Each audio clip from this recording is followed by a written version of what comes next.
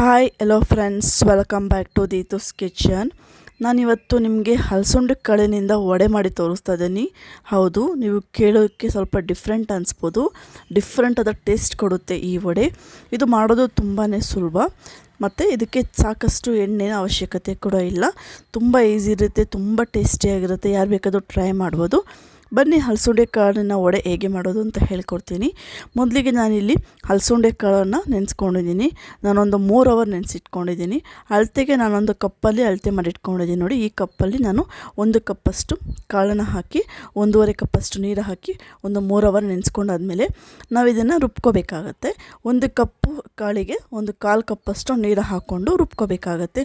ನೀವು ರುಬ್ಕೋಬೇಕು ಸ್ವಲ್ಪ ಮೀಡಿಯಮಾಗಿ ರುಬ್ಕೊಳ್ಳಿ, ಯಾಕಂದ್ರೆ ತುಂಬ ತೆಳು ಆದರೂ ನಿಮಗೆ ವಡೆ ಬರೋದಿಲ್ಲ, ಅಥವಾ ತುಂಬ ಗಟ್ಟಿ ಅದು ಸ್ವಲ್ಪ ಕಷ್ಟ ಆಗುತ್ತೆ. ಸೊ ಮೀಡಿಯಮಾಗಿ ನೀವು ರುಬ್ಕೋಬೇಕಾಗತ್ತೆ. ನೋಡಿ ಈ ರೀತಿ. ಇವಾಗ ಇದು ಪರ್ಫೆಕ್ಟಾಗಿ ಬಂದಿದೆ ನೋಡಿ. ತುಂಬಾ ಸಾಫ್ಟ್ ಇಲ್ಲ, ತುಂಬಾ ಇದಿಲ್ಲ, ತರತರಿ ಏನಿಲ್ಲ, ಮೀಡಿಯಮಾಗಿ ಆಗಿದೆ. ತುಂಬ ಟೇಸ್ಟಿಯಾಗಿರುತ್ತೆ ಅಷ್ಟೇ ಅಲ್ಲ, ಇದು ತುಂಬ ಆರೋಗ್ಯಕ್ಕೆ ಹೆಲ್ದಿಯಾಗಿರುತ್ತೆ ಈ ಹಲಸುಂಡೆ ಕಾಳು. ನೀವು ನೋಡ್ತಾ ಇರ್ಬೋದು, ಹಲಸುಂಡೆ ಕಾಳು ರುಬ್ಕೊಂಡು ಎಲ್ಲವನ್ನು ನಾನು ಒಂದು ಬೌಲಿಗೆ ಹಾಕ್ಕೊಳ್ತಾ ಇದ್ದೀನಿ. ಇದಕ್ಕೆ ನೆಕ್ಸ್ಟ್ ನಾನು ಸ್ವಲ್ಪ ಸಬ್ಬಕ್ಕಿ ಸೊಪ್ಪನ್ನು ಹಾಕ್ಕೊಳ್ತಾ ಇದ್ದೀನಿ. ಹಲಸುಂಡೆ ಕಾಳಿಗೆ ಸಬ್ಬಕ್ಕಿ ಬೆಸ್ಟ್ ಮ್ಯಾಚ್ ಅಂತ ಹೇಳ್ಬೋದು. ತುಂಬ ಟೇಸ್ಟ್ ಕೊಡುತ್ತೆ ಈ ಸಬ್ಬಕ್ಕಿ ಸೊಪ್ಪು. ಇದರ ಜೊತೆಗೆ ನಾನೊಂದು ಅದಕ್ಕೆ ಒಂದು ಕಪ್ಪಷ್ಟು ಪುದೀನ ಸೊಪ್ಪು ಹಾಕ್ಕೊಂಡು 1 ಕಪ್ಪಷ್ಟು ಕೊತ್ತಂಬರಿ ಸೊಪ್ಪು ಕೂಡ ಹಾಕ್ಕೊಳ್ತಾ ಇದ್ದೀನಿ. ಇದಕ್ಕೆ ನಾನು 3 ರಿಂದ 4 ಹಸಿಮೆಣಸಿನ್ಕಾಯಿನ ಸಣ್ಣ ಕಟ್ ಮಾಡಿ ಇಟ್ಕೊಂಡಿದ್ದೆ, ಅದು ಕೂಡ ಹಾಕ್ಕೊಳ್ತಾ ಇದ್ದೀನಿ. ಇದಕ್ಕೆ ಸ್ವಲ್ಪ ಕರಿಬೇವಿನ ಸೊಪ್ಪನ್ನು ಹಾಕ್ಕೊಂಡಿದ್ದೀನಿ. ನೆಕ್ಸ್ಟ್ ಇದಕ್ಕೆ ನಾನು 1 ಟೇಬಲ್ ಸ್ಪೂನಷ್ಟು ಉಪ್ಪನ್ನು ಕೂಡ ಹಾಕ್ಕೊಳ್ತಾ ಇದ್ದೀನಿ. ನೀವು ಸ್ವಲ್ಪ ಕಮ್ಮಿನೇ ಹಾಕ್ಕೊಳ್ಳಿ, ಸ್ವಲ್ಪ ಆಮೇಲೆ ಚೆಕ್ ಮಾಡಿ ಹಾಕ್ಕೊಳ್ಬೋದು. ಇದಕ್ಕೆ 1 ಟೇಬಲ್ ಸ್ಪೂನಷ್ಟು ಓಂ ಕಾಳನ್ನು ಹಾಕ್ಕೊಳ್ತಾ ಇದ್ದೀನಿ. ಅದರ ಜೊತೆಗೆ 1 ಟೇಬಲ್ ಸ್ಪೂನಷ್ಟು ಜೀರಿಗೆಯನ್ನು ಕೂಡ ಹಾಕ್ಕೊಳ್ತಾ ಇದ್ದೀನಿ. ಇದಕ್ಕೆ ನೆಕ್ಸ್ಟ್ ನಾನು 1 ಟೇಬಲ್ ಸ್ಪೂನಷ್ಟು ಬಿಳಿ ಎಳ್ಳನ್ನು ಕೂಡ ಹಾಕ್ಕೊಳ್ತಾ ಇದ್ದೀನಿ. ನೀವೇನಾದರೂ ಎಳ್ಳು ತಿನ್ನಲ್ಲ ಅಂದರೆ ನೀವು ಸ್ಕಿಪ್ ಮಾಡ್ಬೋದು. ನೆಕ್ಸ್ಟ್ ನಾನು 1 ಟೇಬಲ್ ಸ್ಪೂನಷ್ಟು ಗರಂ ಮಸಾಲವನ್ನು ಹಾಕ್ಕೊಳ್ತಾ ಇದ್ದೀನಿ. ನೆಕ್ಸ್ಟ್ 1 ಟೇಬಲ್ ಸ್ಪೂನಷ್ಟು ಧನಿಯಾ ಬೀಜ ಇಲ್ಲ ಅಂತಂದರೆ ನೀವು ಧನಿಯಾ ಪುಡಿಯನ್ನು ಕೂಡ ಯೂಸ್ ಮಾಡ್ಬೋದು. ನೆಕ್ಸ್ಟ್ ಆ ಕಪ್ಪಲ್ಲಿ ನಾನು 1 ಕಪ್ಪಷ್ಟು ರವೆಯನ್ನು ಕೂಡ ತಗೊಳ್ತಾ ಇದ್ದೀನಿ. ನಿಮ್ಮಲ್ಲಿ ಚಿರೋಟಿ ರವೆ ಇದ್ದರೆ ನೀವು ಚಿರೋಟಿ ರವೆ ಕೂಡ ಯೂಸ್ ಮಾಡ್ಬೋದು. ನೆಕ್ಸ್ಟ್ 1 ಕಪ್ಪಷ್ಟು ಈರುಳ್ಳಿಯನ್ನು ಹಾಕ್ಕೊಳ್ತಾ ಇದ್ದೀನಿ. ಇದಕ್ಕೆ ನೆಕ್ಸ್ಟ್ ನಾನು 1-2 ಬೆಳ್ಳುಳ್ಳಿನ ಬಿಡಿಸಿ ಚೆಚ್ಚಿಟ್ಕೊಂಡಿದ್ದೀನಿ, ಅದು ಕೂಡ ಹಾಕ್ಕೊಳ್ತಾ ಇದ್ದೀನಿ.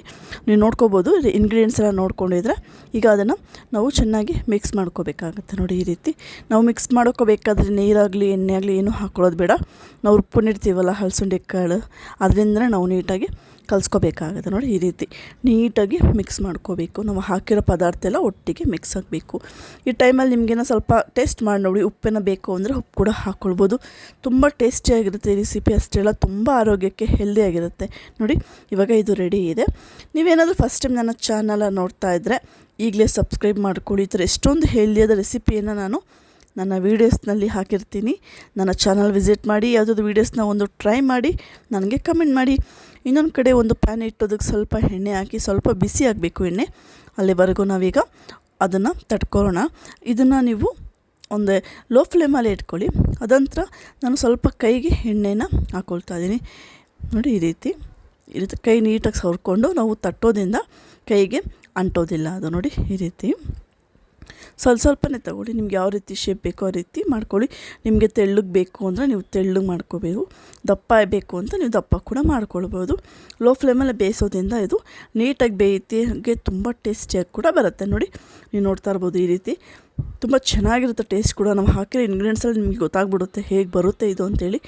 ತುಂಬ ಟೇಸ್ಟಿಯಾಗಿತ್ತು. ನಾನಂತೂ ಒಂದು ಮಾಡಿ ತಿಂದ ತಕ್ಷಣ ಫುಲ್ಲು ಖುಷಿಯಾಗೋದು, ಅಷ್ಟು ಚೆನ್ನಾಗಿ ಬಂತು. ಇದೇ ರೀತಿ ನಾನು ಒಟ್ಟು 3 ಹಾಕ್ಕೊಳ್ತೀನಿ. ಒಂದೇ ಸಲ ನೀವು 4, 5, 6 ಹಾಕ್ಕೊಳ್ಳೋಕೆ ಹೋಗಬೇಡಿ. ಸ್ವಲ್ಪ ದೂರನೇ 3 ಅಥವಾ 4 ಹಾಕ್ಕೊಳ್ಳಿ. ತುಂಬ ಚೆನ್ನಾಗಿ ಬರುತ್ತೆ. ನೋಡಿ ತುಂಬ ಟೈಮೇನೂ ಬೇಕಾಗಿಲ್ಲ. ನೀವು ಇದನ್ನು ಮೀಡಿಯಮ್ ಫ್ಲೇಮಲ್ಲೇ ನೀವು ಮಾಡ್ಕೊಳ್ಳಿ. ನೋಡಿ ಈ ರೀತಿ ಎಣ್ಣೆ ಕಾಯ್ದ್ಮೇಲೆ ನೋಡಿಕೊಂಡು ಹಾಕೋಬೇಕಾಗತ್ತೆ. ನೀವು ಯಾವುದೇ ಕಾರಣಕ್ಕೂ ಐ ಫ್ಲೇಮ್ನ ಇಡಕ್ಕೆ ಹೋಗ್ಬೇಡಿ. ಇಟ್ಟರೆ ಹೆಂಗುತ್ತಾ ಬಾಟಮಲ್ಲೆಲ್ಲ ಬ್ಲ್ಯಾಕ್ ಆಗೋಗುತ್ತೆ, ಬೆಂದಿದೆ ಅಂತ ಅಂದ್ಕೊಳ್ತೀರ, ಬಟ್ ಒಳಗಡೆ ಬೇಯೋದಿಲ್ಲ. ಈ ರೀತಿ ನೀಟಾಗಿ ತಟ್ಕೊಂಡು ನೋಡಿ ಈ ರೀತಿ. ಇದನ್ನು ನಿಮ್ಮ ಕೈಯಲ್ಲಿ ಬರೋದಿಲ್ಲ ಅಂತಂದರೆ ನೀವು ಎಣ್ಣೆ ಯೂಸ್ ಮಾಡ್ತೀವಲ್ಲ, ಅಡುಗೆ ಎಣ್ಣೆ, ಆ ಎಣ್ಣೆ ಕವರ್ ಮೇಲೆ ಕೂಡ ತಟ್ಟಿ ನೀವು ಹಾಕ್ಕೊಳ್ಬೋದು. ನೀವು ಇದನ್ನು ಈ ರೀತಿ ಬೇಕಾದರೂ ಸುಡ್ಬೋದು, ಅಥವಾ ನೀವು ವಡೆಗಳನ್ನು ನಾವು ಡೈರೆಕ್ಟಾಗಿ ಎಣ್ಣೆ ವಡೆ ಮುಳುಗಿಸ್ತೀವಲ್ಲ ಆ ರೀತಿ ಕೂಡ ನೀವು ಮಾಡ್ಬೋದು. ಬಟ್ ಅದಕ್ಕಿಂತ ಇದು ಎಷ್ಟು ಬೆಟರ್, ಯಾಕಂದರೆ ಇಲ್ಲಿ ಸ್ವಲ್ಪ ಎಣ್ಣೆಯಿಂದ ನಾವು ಮಾಡ್ಕೊಳ್ತಾ ಇದ್ದೀವಿ. ನೋಡಿ ಕೈಗೂ ಮೆತ್ತೋದಿಲ್ಲ, ಅದು ತುಂಬ ಈಸಿ ಇದೆಲ್ಲ ರೆಸಿಪಿ. ಖಂಡಿತವಾಗ್ಲೂ ಈ ರೆಸಿಪಿ ನಿಮಗೆ ಇಷ್ಟ ಆಗುತ್ತೆ. ಇಷ್ಟ ಆದರೆ ಏನು ಮಾಡಬೇಕು, ಲೈಕ್ ಮಾಡಿ, ಶೇರ್ ಮಾಡಿ, ಕಮೆಂಟ್ ಮಾಡಿ. ಅಷ್ಟೇ ಅಲ್ಲ, ನೀವು ಮನೇಲಿ ಟ್ರೈ ಮಾಡಬೇಕು.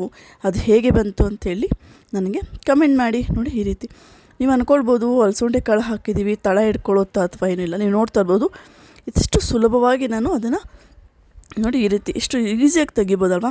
ತುಂಬ ಕ್ರಿಸ್ಪಿಯಾಗಿರುತ್ತೆ. ನೀವು ನೋಡ್ತಾ ಇದ್ದೀರಾ, ಮೇಲೆ ಎಷ್ಟು ಕ್ರಿಸ್ಪಿಯಾಗಿರುತ್ತೋ ಒಳಗಡೆ ಅಷ್ಟೇ ಸಾಫ್ಟಾಗಿರುತ್ತೆ.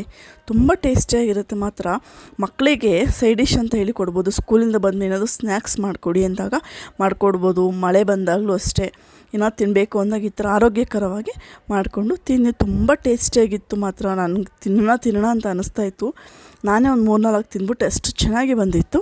ನೋಡಿ, ಈಗ ವಡೆ ಅಂದರೆ ನಾರ್ಮಲಾಗಿ ಎಲ್ಲರೂ ಕಡಲೆಬೇಳೆಯಿಂದ ಮಾಡ್ತಾರೆ. ಬಟ್ ಇವತ್ತು ನಾನು ಸ್ವಲ್ಪ ಡಿಫ್ರೆಂಟಾಗಿ ಉದ್ದಿನ ಕಾಳಿಂದ ವಡೆ ಮಾಡಿರೋದು ತುಂಬ ಟೇಸ್ಟಿಯಾಗಿ ಬಂದಿದೆ. ಮನೆಗೆ ಯಾರಾದರೂ ನೆಂಟರು ಬಂದಾಗಲೂ ಅಷ್ಟೇ ಏನಾದರೂ ಮಾಡಬೇಕು ಅಂದರೆ ಇದು ಸ್ವಲ್ಪ ಡಿಫ್ರೆಂಟಾಗಿ ಮಾಡ್ಕೊಳ್ಳಿ. ಒಳ್ಳೆ ಪ್ರೋಟೀನ್ ಇದೆ, ಫೈಬರ್ ಇದೆ, ಇನ್ನೇನು ಬೇಕಲ್ವಾ. ನೋಡಿ, ನೀವು ನೋಡ್ತಿದ್ರೆ ನಿಮಗೆ ಗೊತ್ತಾಗ್ಬಿಡುತ್ತೆ ಹೇಗೆ ಬಂದಿದೆ ಅಂತೇಳಿ. ಅಷ್ಟು ಚೆನ್ನಾಗಿ ಇರುತ್ತೆ. ನೋಡಿ, ತುಂಬ ಈಸಿ ಇದೆ. ನಿಮ್ಗೆ ಹೆಂಗಂತ ನೀವು ಎಣ್ಣೆಗೆ ಡೈರೆಕ್ಟಾಗಿ ಬಿಡ್ಬೋದು, ಏನೂ ಪ್ರಾಬ್ಲಮ್ ಇಲ್ಲ. ಎಣ್ಣೆ ಜಾಸ್ತಿ ಕುಡಿಯುತ್ತೆ ಅಂದರೆ ಮಾತ್ರ ಈ ರೀತಿ. ನೋಡಿ, ನೆಕ್ಸ್ಟ್ ಇನ್ನೂ ತೆಳ್ಳಗೆ ತಡ್ಕೊಳ್ಬೋದು. ನೀವು ನೋಡ್ತಾ ಇರ್ಬೋದು, ಫಸ್ಟು ಸ್ವಲ್ಪ ದಪ್ಪ ಹಾಕಿದ್ದೆ ನಾನು, ಇವಾಗ ಇನ್ನೂ ತೆಳ್ಳಗೆ ಹಾಕಿದ್ದೀನಿ. ತುಂಬ ಟೈಮ್ ಏನೂ ಬೇಕಾಗೋದಿಲ್ಲ ನಿಮಗೆ ಬೇಯೋದಕ್ಕೆ. ಇಷ್ಟು ಈಸಿಯಾಗಿ ಅದು ನೀವು ನೋಡ್ತಾ ಇರ್ಬೋದು, ಇಷ್ಟು ಈಸಿ. ನೋಡಿ, ಆರಾಮಾಗಿ ತುಂಬ ಮೀಡಿಯಮಾಗಿ ನೀವು ಮಾಡಿಕೊಂಡ್ರೆ ನೀವು ಆರಾಮಾಗಿ ಎತ್ಬೋದು, ಏನೂ ಪ್ರಾಬ್ಲಮ್ ಇಲ್ಲ. ನೋಡಿ, ಖಂಡಿತವಾಗ್ಲೂ ಈ ರೆಸಿಪಿ ನಿಮ್ಗೆ ಇಷ್ಟ ಆಗಿದೆ ಅಂತ ಅಂದ್ಕೊಂಡಿದ್ದೀನಿ. ಇಷ್ಟ ಆದರೆ ಈಗಲೇ ಲೈಕ್ ಮಾಡಿ, ನನಗೊಂದು ಕಮೆಂಟ್ ಮಾಡಿ. ನೋಡಿ, ಈ ರೀತಿ ಎಷ್ಟೊಂದು ರೆಸಿಪಿಗಳನ್ನು ನನ್ನ ಚಾನಲ್ನಲ್ಲಿ ನಾನು ಅಪ್ಲೋಡ್ ಮಾಡಿರ್ತೀನಿ.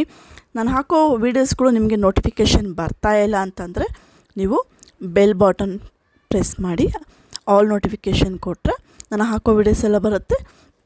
ನೀವು ಫಸ್ಟೇ ನೋಡ್ಬೋದು ನನ್ನ ಹಾಕೋ ವೀಡಿಯೋಸ್ನ. ನೋಡಿ, ನೀವು ನೋಡ್ತಾ ಇರ್ಬೋದು, ನಿಮ್ಗೆ ನೋಡ್ತಿದ್ರೆ ಒಂದು ಐಡಿಯಾ ಬರುತ್ತೆ ಇದು ಎಷ್ಟು ಚೆನ್ನಾಗಿ ಬಂದಿದೆ ಅಂತೇಳಿ. ತುಂಬ ಟೇಸ್ಟಿಯಾಗಿರುತ್ತೆ. ಇದನ್ನು ನೀವು ಅನ್ನ ಸಾಂಬಾರಿಗೆ ಅಥವಾ ಹಬ್ಬಗಳಲ್ಲಿ ಮಾಡ್ತಾರಲ್ಲ, ಯುಗಾದಿ ಹಬ್ಬಕ್ಕೆ ಒಬ್ಬಟ್ಟು ಕಾಳುಡಿ ಜೊತೆ ವಡೆ ಮಾಡಿದಾಗ ಈ ರೀತಿ ಮಾಡ್ಬೋದು. ತುಂಬ ಟೇಸ್ಟಿಯಾಗಿರುತ್ತೆ. ಅಷ್ಟೇ ಅಲ್ಲ, ನಾನಿಲ್ಲಿ ಹಲಸಂಡೆ ಕಾಳು ಹಾಕಿ ನಾನು ಇಲ್ಲಿ ವಡೆ ಮಾಡಿದ್ದೀನಿ. ಅದೇ ರೀತಿ ನೀವು ಹೆಸರು ಕಾಳಲ್ಲೂ ಕೂಡ ಈ ರೀತಿ ವಡೆ ಮಾಡ್ಬೋದು. ತುಂಬ ಆರೋಗ್ಯವಾಗಿರುತ್ತೆ. ಯಾವಾಗಲೂ ನಾರ್ಮಲಾಗಿ ತಿಂದು ಬೇಜಾರಾಗಿದೆ, ಈ ಥರ ಸ್ವಲ್ಪ ಡಿಫ್ರೆಂಟ್ ಆಗಿರುವಂತಹ ಏನನ್ಬೋದು, ಇದಕ್ಕೆ ಸೈಡ್ ಡಿಶ್ ಅಂತ ಅನ್ಬೋದು. ಮಕ್ಕಳು ಇಷ್ಟಪಟ್ಟು ತಿಂತಾರೆ, ಅಷ್ಟು ಚೆನ್ನಾಗಿರುತ್ತೆ. ನಾರ್ಮಲಾಗಿ ಮಕ್ಕಳು ಇವಾಗ ಸಮ್ಮರ್ ಅಲ್ವಾ, ಏನಾದರೂ ಮಾಡಿಕೊಡಿ, ಸ್ನ್ಯಾಕ್ಸ್ ಮಾಡಿಕೊಡಿ ಅಂತ ಕೇಳ್ತಾನೆ ಇರ್ತಾರೆ ಮನೇಲಿ. ಆ ಟೈಮಲ್ಲಿ ಈ ರೀತಿ ಡಿಫ್ರೆಂಟಾಗಿ ಮಾಡಿಕೊಡಿ, ಖುಷಿಪಟ್ಟು ತಿಂತಾರೆ.